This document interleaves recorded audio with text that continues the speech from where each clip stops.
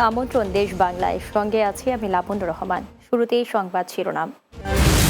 নতুন বছরে দেশের প্রান্তিক এলাকার মানুষের প্রত্যাশা সুখী সুন্দর জীবনযাত্রা।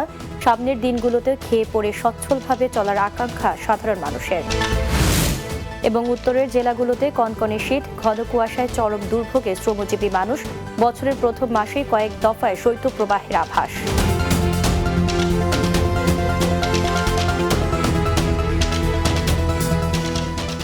শুনছিলেন শিরোনাম, এবারে বিস্তারিত। নতুন বছরে দেশের প্রান্তিক এলাকার মানুষের প্রত্যাশা সুখী সুন্দর জীবনযাত্রা। সামনের দিনগুলো গ্রামীণ পর্যায়ে শিক্ষা, স্বাস্থ্যসেবা, কৃষি পণ্যের ন্যায্য বাজার দর সহ খেয়ে পড়ে সচ্ছলভাবে চলার আকাঙ্ক্ষা সাধারণ মানুষের।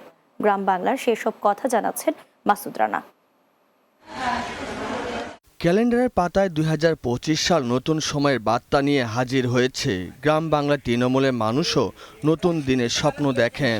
নতুন বছরে নতুন সরকার, অন্তর্বর্তীকালীন সরকার এই দিকে পদক্ষেপ নেবেন এবং অতি সত্বর জনগণের দুর্দশা লাঘব করবেন, আমরা এই প্রত্যাশাই করি। দুবেলা দুমুঠো খেয়ে শ্রমজীবী মানুষ, পেশাজীবী কর্মজীবী মানুষ যারা আছেন তাদেরকে বেঁচে থাকার জন্য যেসব উদ্যোগ নেওয়া দরকার সরকার সেই ব্যবস্থা দ্রুত কার্যকর করবে।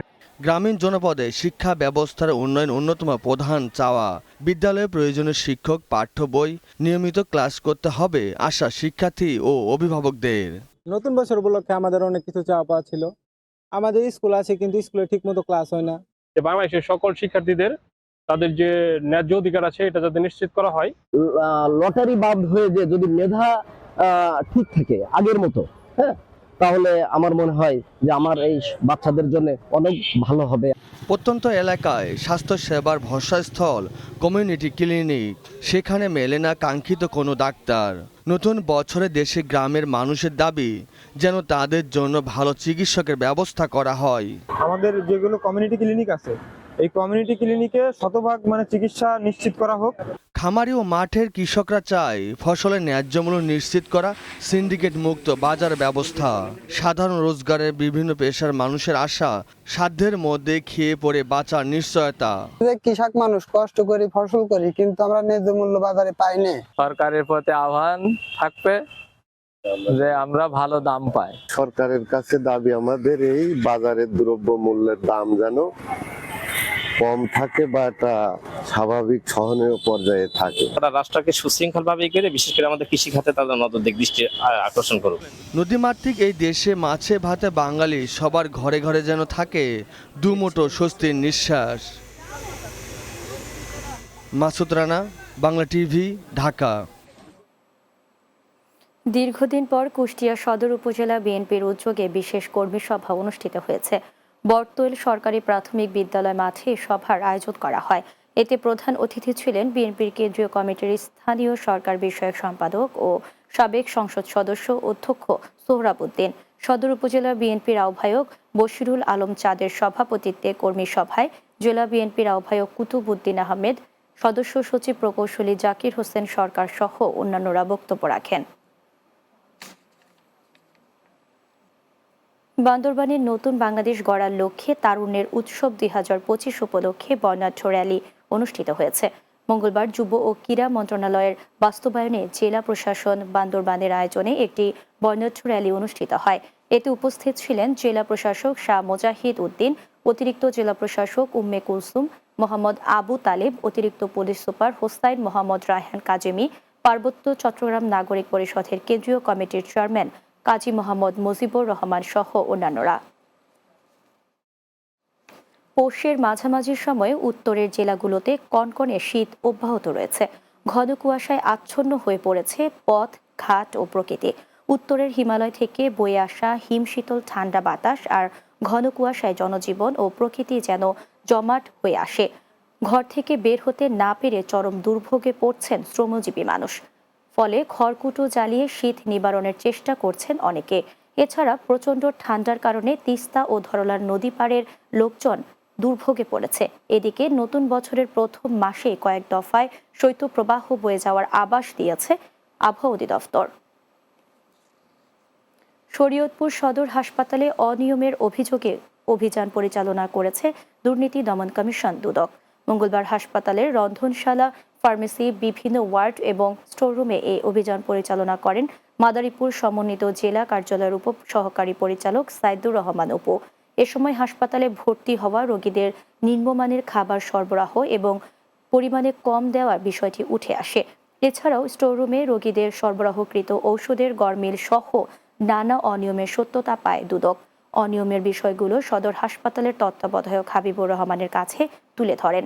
এছাড়াও এ ঘটনায় দুদকের পক্ষ থেকে পরবর্তীতে ব্যবস্থা নেয়ার কথাও জানানো হয়।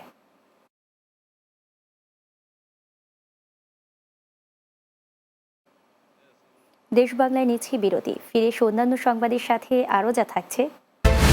মানিকগঞ্জে জমি থেকে বিভিন্ন জাতের পেঁয়াজ তুলতে শুরু করলেও ক্ষতির আশঙ্কায় কৃষকরা, ক্ষতিগ্রস্তদের প্রণোদনা দেওয়ার আশ্বাস কৃষি বিভাগের।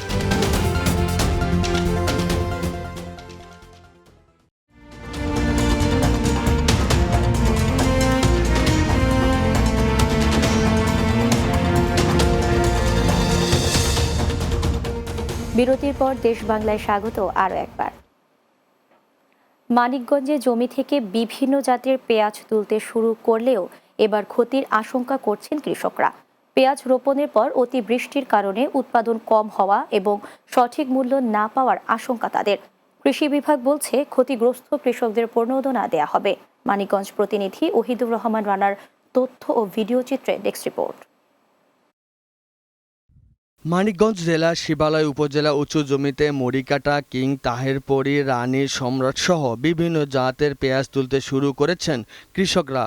এই উপজেলার দিগন্ত জোড়া এসব জাতের পেঁয়াজ আবাদ করা হলেও এবার উৎপাদন হয়েছে কম। পেঁয়াজ বপন করা কয়েকদিনের মধ্যে শুরু হয় অতিবৃষ্টি।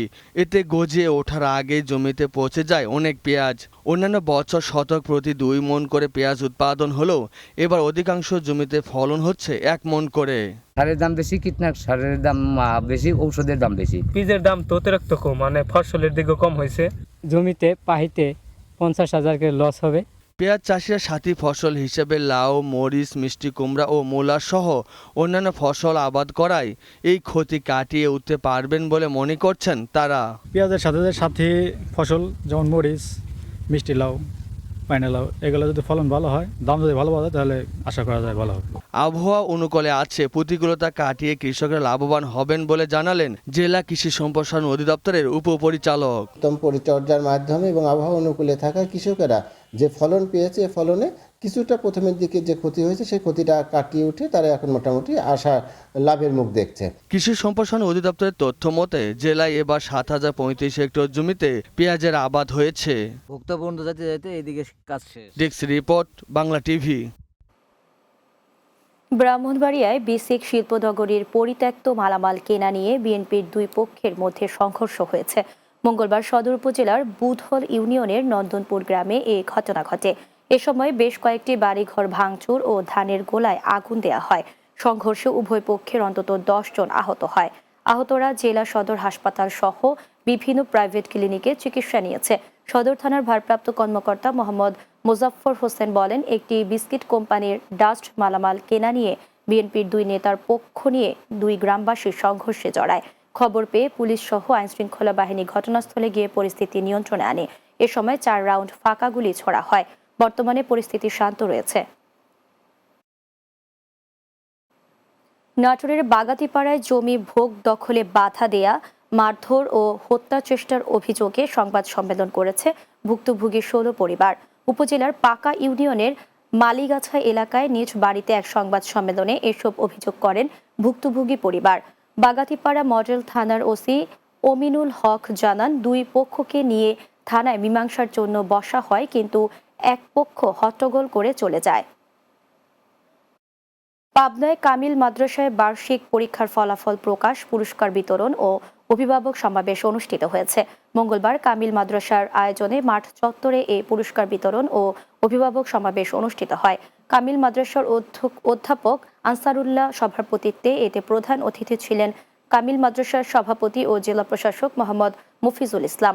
এ সময় বিশেষ অতিথি ছিলেন জেলা শিক্ষা অফিসার রোস্তম আলী হেলালি, আব্দুল গফফার খান সহ শিক্ষক ও অভিভাবক বৃন্দ।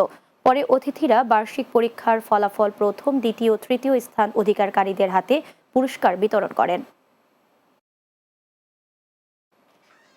বিএনপির চেয়ারপারসন বেগম খালেদা জিয়ার সুস্থতা কামনায় ও দলের ভাইস চেয়ারম্যান তারেক রহমানের পক্ষে ভোলায় শীতার্তদের মাঝে শীতবস্ত্র বিতরণ করেছেন সহকারী অ্যাটর্নি জেনারেল ও বাংলাদেশ সুপ্রিম কোর্টের আইনজীবী অ্যাডভোকেট ইব্রাহিম খলিল। ভোলা 2 আসনের সাবেক সংসদ সদস্য হাফিজ ইব্রাহিমের নির্দেশে বোরহানউদ্দিন উপজেলার বিভিন্ন এতিমখানা, হেফজখানা, মাদ্রাসা শিক্ষার্থী ও অসহায় ছিন্নমূল শীতার্ত মানুষের মাঝে তিনি এসব শীতবস্ত্র বিতরণ করেন। এ সময় উপস্থিত ছিলেন মাওলানা মোতাহার হোসেন, দেউলা ইউনিয়ন ছাত্রদলের সিনিয়র যুগ্ম সাধারণ সম্পাদক আল আমিন, যুগ্ম সাধারণ সম্পাদক শামীম খান হাসান ও সাতরা ইউনিয়ন ছাত্রদলের যুগ্ম সাধারণ সম্পাদক আল আমিন গুরিন্দা সহ অন্যান্যরা। শেষ করছি দেশ বাংলা। যাওয়ার আগে সংবাদ শিরোনামগুলো জানিয়ে দিচ্ছি আরও একবার।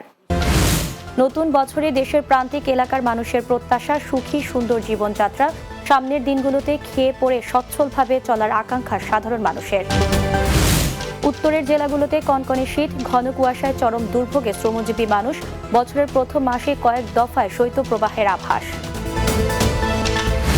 এবং মানিকগঞ্জে জমি থেকে বিভিন্ন জাতের পেঁয়াজ তুলতে শুরু করলেও ক্ষতির আশঙ্কায় কৃষকরা, ক্ষতিগ্রস্তদের প্রণোদনা দেওয়ার আশ্বাস কৃষি বিভাগের।